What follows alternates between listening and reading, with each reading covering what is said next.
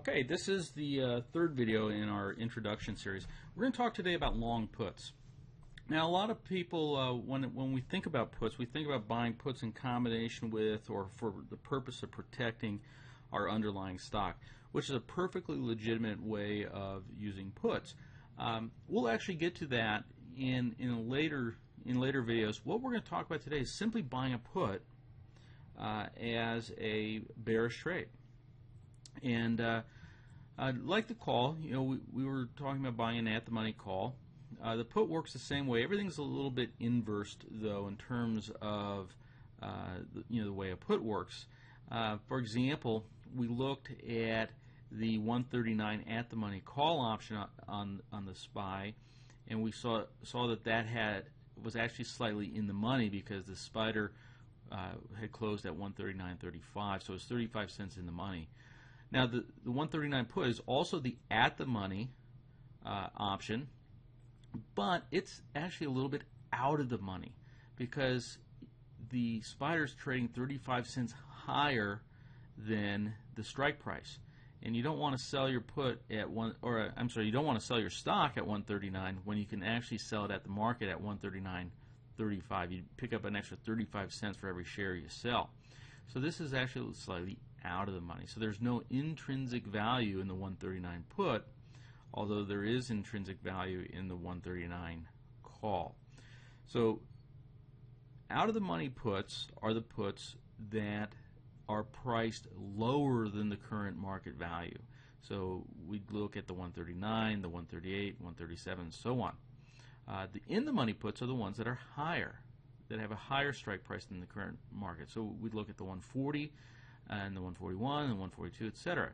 So when we look at the 140 put, the in the money put here, right, because we've got, we closed at 139.35, we've got 65 cents worth of intrinsic value. So the time value or the extrinsic value of this option is $1.01. Okay, and these are important concepts to start getting used to, so that when you look at calls and you look at puts, you can recognize their relative value. So let's go ahead and take a look at buying a September put option, then we'll look at the risk graph and then talk a little bit about that. Let's see, we can zoom in a little bit. All right, so the first thing to notice is, we could short stock. We could just sell the spider short if we were bearish, but you'd have a significant downside exposure. The nice part about buying a put option is that the most you can possibly lose is just that $300 that it costs to buy the put. So even if we get a rally in the spider, the most you're going to get hurt is a few $100s, and you could certainly close out your position before you hit that maximum loss territory. But to the downside, we are going to pick up quite a bit of value as the spider trades lower. So if we make it down to, let's say, $133 here, you can just look up at the graph and you can say, okay, it looks like we're going to be making about $294 in profits. Almost 100% yield. Right? If we make it down to 131, we're going to make about $494, which is better than 100%.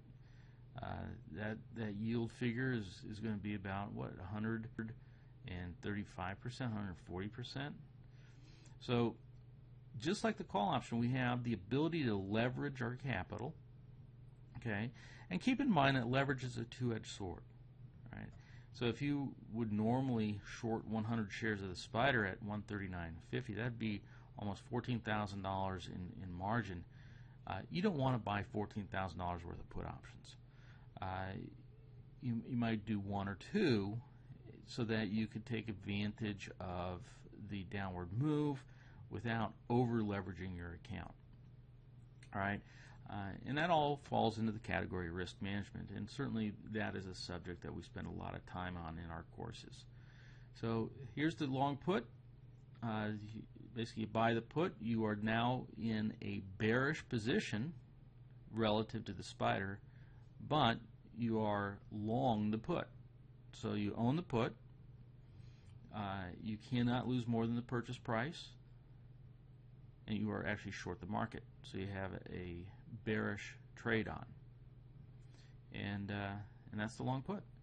So I hope that starts providing a little bit of insight. It's very important to kind of get comfortable with the fundamental difference between the call option and the put option. And we'll move on and talk about some more advanced strategies now.